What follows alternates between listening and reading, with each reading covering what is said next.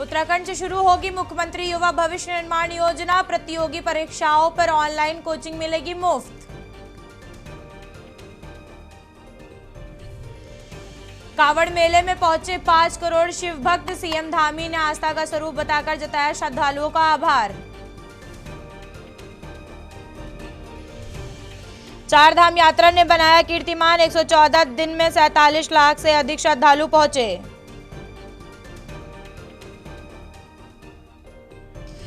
हल्द्वानी में सिंथेटिक दूध और पनीर पर शिकंजा। खाद्य सुरक्षा विभाग का स्पेशल ड्राइव शुरू। मिलावटीखोरों के खिलाफ एक्शन शुरू। बिनसार सेंचुरी में बंगाल टाइगर की दस्तक। वन विभाग ने ग्रामीणों को जंगल में नहीं जाने की दी सलाह। उत्तराखंड के 12 जिलों में बाढ़ का खतरा। आमजन से सतर्कता बरतने की अपील।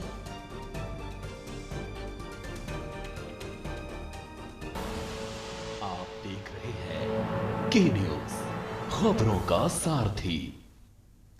राजधानी देहरादून में डेंगू के मामलों को लेकर स्वास्थ्य विभाग ने राहत की खबर दी है। मुख्य चिकित्सा अधिकारी डॉक्टर मनोज कुमार शर्मा के मुताबिक जिले में अब तक डेंगू के कुल 62 पॉजिटिव मामले सामने आए हैं। इनमें से 32 मरीज देहरादून से हैं, जबकि 30 मामले दूसरे जिलों या राज्यों से जुड़े हुए हैं। फिलहाल जिले में डेंगू के 5 एक्टिव केसेज हैं। कुछ समय पहले एक्टिव मामलों की संख्या 10 थी। राहत की बात यह है कि 5 मरीज स्वस्थ होकर घर लौट चुके हैं और अस्पताल में भर्ती सभी मरीजों की हालत सामान्य है। किसी भी मरीज की स्थिति गंभीर नहीं है बताई गई है। डेंगू की रोकथाम के लिए स्वास्थ्य विभाग लगातार निगरानी रखे हुए है। वही आशा कार्यकर्ताओं और डेंगू वॉलंटियर्स के जरिए घर घर सर्वे किया जा रहा है। वही नगर निगम के सहयोग से संवेदनशील क्षेत्रों में फॉलिंग और लिवसाइड का छिड़काव किया जा रहा है।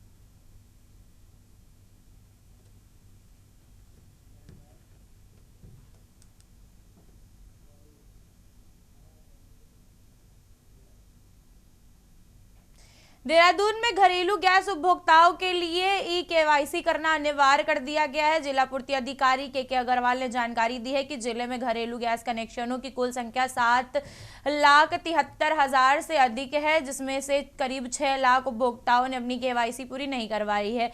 लेकिन अभी भी लगातार 1.25 लाख उपभोक्ताओं ने ई-केवाईसी नहीं करवाई है। जिला पूर्ति अधिकारी ने यह भी बताया है कि यदि उपभोक्ता 15 अगस्त तक अपनी केवाईसी नहीं करवाते हैं तो उनको गैस सप्लाई बाधित हो सकती है। 15 अगस्त के बाद केवाईसी न होने पर गैस केवल व्यावसायिक दायरों में ही मिलेगी, जिससे उपभोक्ताओं को भारी असुविधा का सामना करना पड़ सकता है। इस समस्या से बचने के लिए जिला पूर्ति अधिकारी ने सभी उपभोक्ताओं से अपील की है कि वे अपनी संबंधित एजेंसियों में जाकर गैस को घर लेने के लिए अपनी केवाईसी करें। वही तेल कंपनियों के आधारित मोबाइल ऐप्स के जरिए भी ई-केवाईसी पूरी कर लें।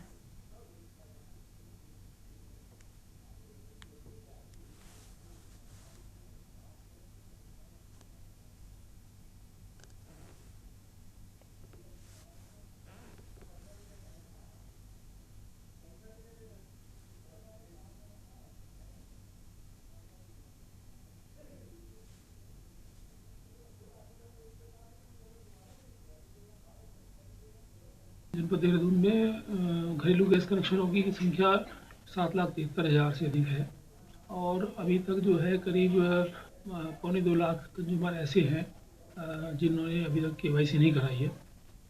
तो ये eKYC कराना बहुत नितांत आवश्यक है और इसके लिए यदि कोई कंज्यूमर अपनी eKYC 15 अगस्त तक नहीं कराएगा तो उसकी गैस की सप्लाई बाधित होगी और साथ में जो अगर 15 तारीख के बाद मिलेगी तो उसको वो व्यावसायिक दरों पर मिलेगी, तो वो काफ़ी जो है असुविधा होगी उससे कंज्यूमर्स को। तो इस असुविधा से बचने के लिए जनपद देहरादून के घरेलू गैस उपभोक्ताओं से मेरा अनुरोध है कि वो अपनी किसी भी जो आपकी एजेंसी है उस पर जाकर या जो आपका गैस होकर है उसे अपने घर में बुला के उससे eKYC कर दें। रुद्रपुर में सूरजमल विश्वविद्यालय के छात्रों ने मंगलवार को अपनी विभिन्न मांगों को लेकर कलेक्ट्रेट पहुंचकर जमकर प्रदर्शन किया। छात्रों ने विश्वविद्यालय प्रबंधन के खिलाफ नारेबाजी करते हुए जिलाधिकारी के नाम ज्ञापन दे अपर जिलाधिकारी पंकज उपाध्याय को सौंपा। छात्रों को कहना है कि उनकी मांगों को लेकर पिछले 15 दिनों से अधिक समय से धरना किया जा रहा है, लेकिन अभी तक उनकी समस्याओं का समाधान नहीं किया गया। छात्रों ने सूरजमल विश्वविद्यालय में कॉलेज ऑफ नर्सिंग के संचालक BSc नर्सिंग और GNM पाठ्यक्रमों की भारतीय नर्सिंग परिषद यानी INC मान्यताओं को लेकर भी सवाल उठाया है। छात्रों के मुताबिक कॉलेज का निरीक्षण हो चुका है, लेकिन जांच रिपोर्ट अभी तक की कार्यवाही नहीं की गई है और जानकारी उन्होंने नहीं दी गई है। छात्रों ने आरोप लगाया है कि आंदोलन के दौरान खाना लेने गए छात्र के साथ सड़क हादसे में घायल होने की सूचना भी प्रशासन को दी गई थी, लेकिन अपेक्षित कार्यवाही नहीं की गई है। छात्रों के पूर्व में हुई जांच की रिपोर्ट उपलब्ध कराने के मामले में भी कार्यवाही करने और उनका शैक्षणिक व व्यावसायिक भविष्य सुरक्षा करने की मांग की गई है। उन्होंने चेतावनी दी है कि मांगों की पूर्ति नहीं होने पर आंदोलन जारी रहेगा।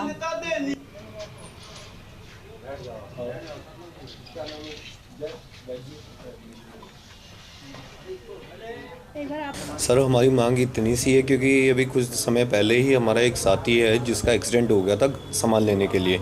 मैं चाहता हूँ किसी बच्चे का जीवन की हानि होने से पहले हमें इस चीज़ के बारे में पूरी तरह से विश्वास हो जाए कि इनके ऊपर कार्रवाई हो रही है और कार्रवाई दिख भी जाए, और इसी के लिए मैं बच्चों को इकट्ठा करके यहाँ पर आया हूँ ताकि क्योंकि INC का मुद्दा जो है जिस सब जानते हैं कि INC का अगर एडमिशन लिया, कॉन्ट्रैक्ट बने, आश्वासन देते रहे, 4 साल से नहीं हुआ, उसके बाद हार के हमें यहाँ पर बाहर आके बैठना पड़ रहा है। हमारा जो धरना है वो 15-16 दिन से लगातार कॉलेज के बाहर 24/7 चल रहा है सूरजमल यूनिवर्सिटी के द्वारा।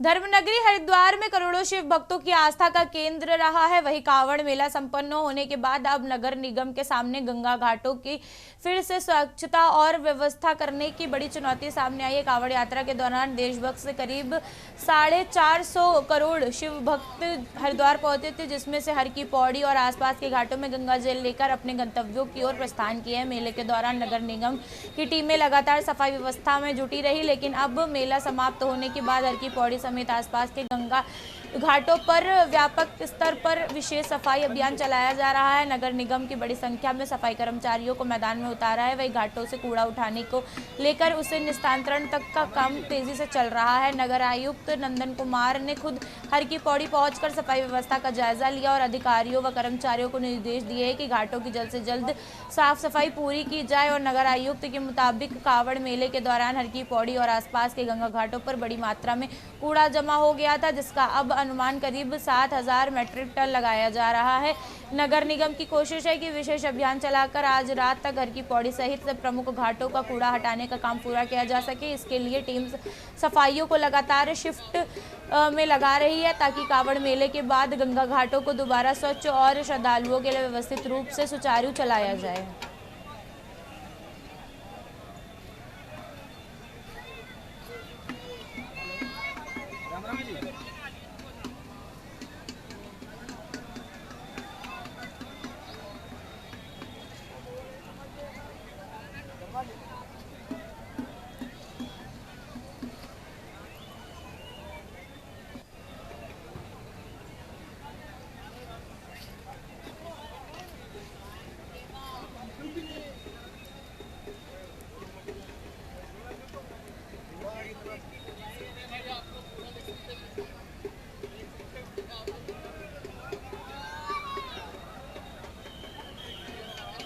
आज तक कावड़ था, आज दिन तक कांवड़िए आए हैं और लगभग जो है अपने गंतव्य की ओर प्रस्थान कर चुके हैं। तो हमारा उद्देश्य यही है कि आज रात में हमारे जितने भी महत्वपूर्ण घाट हैं और जो अन्य मार्केट एरियाज हैं, रोडीवेल वाला का एरिया है, सब कुछ पूर्णतः साफ हो जाए। तो हमारी टीम लगातार रात भर काम करेगी और जैसा कि आप देख सकते हैं बहुत सारे घाट इसमें भी लगभग पूरा उड़ चुका है। और आज रात भर में जितने भी घाट है, हमारे सुभाष घाट है या मालवीय द्वीप है या उधर CCR के पास के घाट है, जितने भी घाट है ओम घाट से लेके वो सब कुछ ही हम आज रात में साफ करने का ही हमारा उद्देश्य है।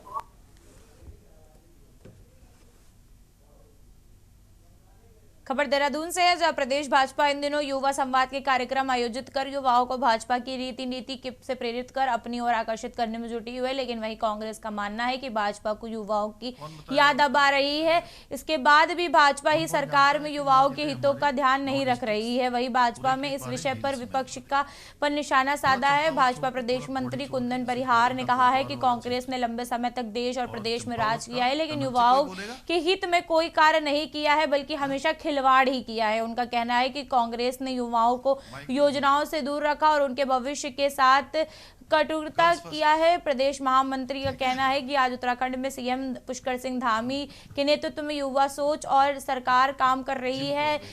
सीएम धामी स्वयं युवा हैं और युवाओं की समस्याओं को बेहतर तरीके से समझ सकते हैं। इसी वजह से प्रदेश का युवा आज भारतीय जनता पार्टी के साथ खड़ा है। उन्होंने कहा है कि जहां जहां भी युवा संवाद कार्यक्रम हो रहे हैं वहां सैकड़ों की संख्या में युवा स्वयं चलकर आ रहे हैं और साफ है कि आज प्रदेश का युवा इसके साथ है। चलिए, कौन कौन जानता है कि 9 जिले हमारे 9 डिस्ट्रिक्ट्स पूरे के बारे हिल्स में हमारे, थोड़ा चंपावत छोड़ के थोड़ा देखिए, इस देश में एक लंबे कालखंड तक कांग्रेस का सरकार रही है और कांग्रेस ने किस प्रकार से युवाओं के हितों के साथ खिलवाड़ किया, कांग्रेस ने किस प्रकार से युवाओं के हितों पर कुठाराघात किया, कांग्रेस ने किस प्रकार से युवाओं को अपनी योजना से दूर रखा, ये सब जग जाहिर है। आज भारतीय जनता पार्टी और विशेष रूप से उत्तराखंड में माननीय पुष्कर सिंह धामी जी स्वयं युवा हैं। युवा सोच के साथ वो इस उत्तराखंड को आगे बढ़ाने का काम कर रहे हैं। इसलिए इस उत्तराखंड के युवा पुष्कर सिंह धामी जी और भारतीय जनता पार्टी के साथ में हैं और हम देखते हैं कि जहाँ जहाँ भी हमारे युवा संवाद हो रहे हैं वहाँ सैकड़ों की संख्या में युवा स्वयं चले आ रहे हैं। तो इसको देखते ही बनता है कि आज युवा किसके साथ में। रुद्रपुर के आरटीओ कार्यालय में एक हैरान करने वाला मामला सामने आया है। यहां एक ही रजिस्ट्रेशन नंबर वाली 2 स्विफ्ट डिजायर कारें आमने सामने पहुंची। जांच में दोनों वाहनों की चेक नंबर में हूबहू समान पाया गया है। वही कार हरिद्वार निवासी सहदेव कुमार पाल और दूसरी नैनीताल निवासी नीरज कुमार के नाम पर दर्ज है। मामला अब सामने आया है कि जब सहदेव कुमार पाल अपनी कार के बीमा नवीनीकरण के लिए आरटीओ कार्यालय पहुंचे थे तब उन्हें पता चला कि उनके वाहन के नंबर UK6AN 0807 से दूसरी कार का भी बीमा चल रहा है। शिकायत के बाद परिवहन विभाग ने दूसरी कार के मालिक नीरज कुमार को भी वाहन समेत कार्यालय बुलाया। दोनों वाहनों की जांच में रजिस्ट्रेशन और चेक नंबर पर सामान्य मिलने पर अधिकारियों के होश उड़ गए हैं। जांच के दौरान आधार कार्ड में भी बड़ा अंतर सामने आया है। आधार नंबर समान था लेकिन फोटो और जन्म तिथि अलग अलग थी। अब पुरानी विभाग की रिकॉर्ड निकाले जा रहे हैं। वहीं ट्रांसफर दस्तावेज और डीलर की भूमिका की भी जांच की जा रही है। स्थानीय मारुति एजेंसियों की तकनीकी रिपोर्ट के बाद भी स्पष्ट होगा कि दोनों में से असली वाहन कौन सा है और दूसरे वाहन में किस स्तर पर छेड़छाड़ हुई है।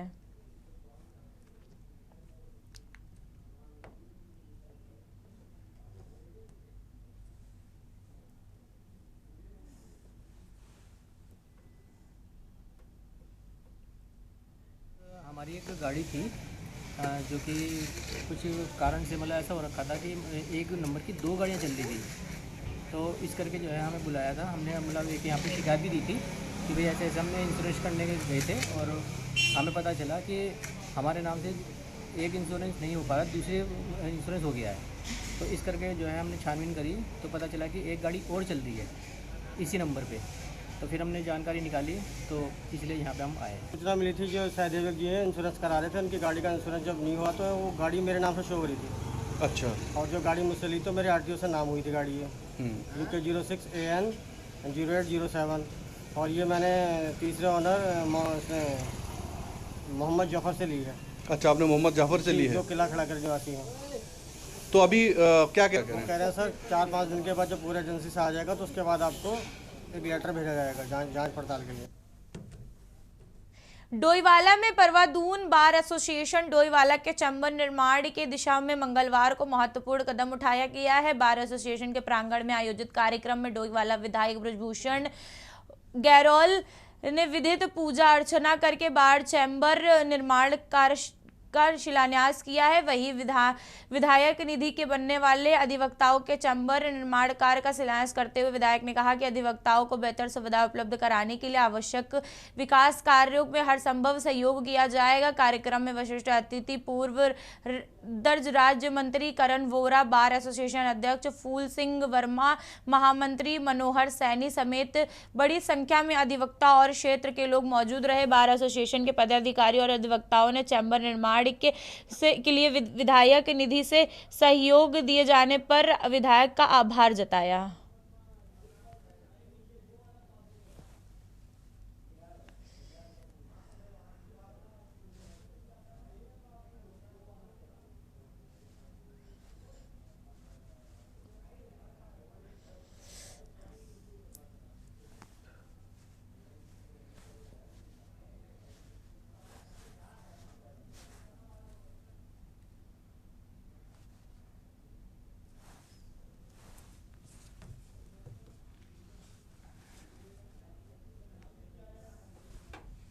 से आज बहुत बड़ा दिन है, क्योंकि कुछ साल पहले यहाँ पर जो तहसील का कार्य विकास ब्लॉक खंड में चल रहा था, वो नवनिर्मित तहसील सोंग नदी पुल के तरफ स्थानांतरित हो गई थी और वहाँ पर कार्य करने के लिए अधिवक्ताओं को चैम्बर की आवश्यकता थी। एसोसिएशन को बहुत बधाई शुभकामनाएं देता हूँ और हमारे सम्मानित अध्यक्ष जी और हमारे महामंत्री जी और हमारे विनीत लोधी जी, ये कई समय से लगातार हमारे पास और बार एसोसिएशन के सभी हमारे पदाधिकारी हमारे पास लगातार मांग कर रहे थे कि भाई हमें यहाँ पर एक चैम्बरों की आवश्यकता है। और बार में यहाँ पर इस समय हमारे परवादून में जो हमारा डोईवाला में यहाँ पे बैठते हैं 70 से अधिक हमारे एडवोकेट यहाँ पर हो गए हैं और इनके लिए बैठने की स्थान नहीं था, तो बहुत दिक्कतें होती थी। प्रदेश में 2027 के विधानसभा चुनाव से पहले भारतीय जनता पार्टी ने कमर कस ली है। भाजपा के अगले 2 महीनों में लिए गए एक्शन प्लान तैयार कर लिया गया है। वे सूत्रों के मुताबिक भाजपा ने सभी विधायकों को निर्देश दिए हैं कि वे अपने अपने क्षेत्रों में अधिक से अधिक समय बिताएं और जनता से सीधा संवाद करें। भाजपा विधायकों से कहा गया है कि वह बूथ स्तर पर जाएं और लोगों की समस्या सुने और सरकार की योजनाओं की घर घर जानकारी पहुंचाए। इसी दौरान विधायक अपने क्षेत्रों में फीडबैक सीधे मुख्यमंत्री पुष्कर सिंह धामी को देंगे ताकि जनता की समस्याओं का तात्विक समाधान किया जा सके। वहीं भाजपा प्रदेश मीडिया प्रभारी मनवीर चौहान ने बताया है कि पार्टी का लक्ष्य बूथ को मजबूत करना और कार्यकर्ताओं को सक्रिय करना है। उन्होंने कहा है कि तिरंगा यात्रा, जनसंवाद और विकास कार्यों के निरीक्षण के माध्यम से भाजपा जनता के बीच अपनी पकड़ को मजबूत करेगी। चौहान ने दावा किया है कि इसी एक्शन प्लान से 2027 में पार्टी से सबसे ज्यादा बहुमत के साथ जीत दर्ज करेगी।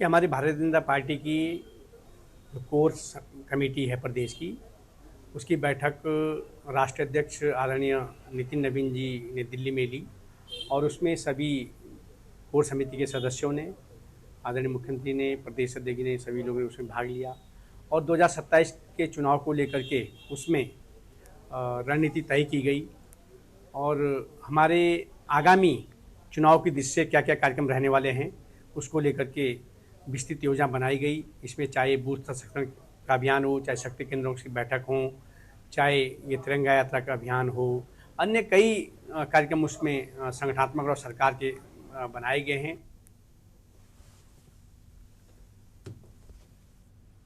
रामनगर कांग्रेस के राष्ट्रीय अध्यक्ष मल्लिकार्जुन खड़गे की हालिया उत्तराखंड दौरे के बाद भाजपा और कांग्रेस के बीच सियासी बयानबाजी तेज हो गई है। भाजपा द्वारा कांग्रेस के विरोध किए जा रहे प्रदर्शन के खिलाफ मंगलवार 11 अगस्त को रामनगर में कांग्रेस कार्यकर्ताओं ने पूर्व विधायक रंजीत सिंह रावत के नेतृत्व में भाजपा का पुतला दहन किया। इसी दौरान कांग्रेस कार्यकर्ताओं ने भाजपा सरकार और पुलिस प्रशासन की कार्यशैली के खिलाफ जमकर नारेबाजी भी की।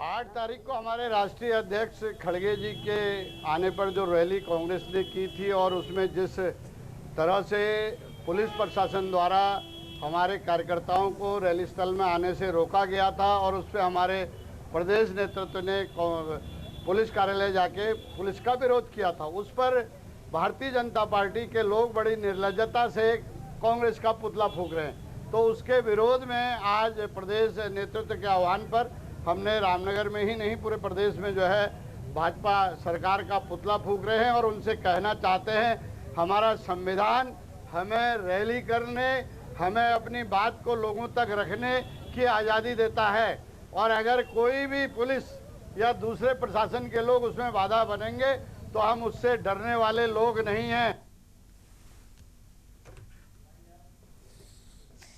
उत्तराखंड की खबरों में बस इतना ही। आप देखते रहिए के न्यूज़ इंडिया। नमस्कार।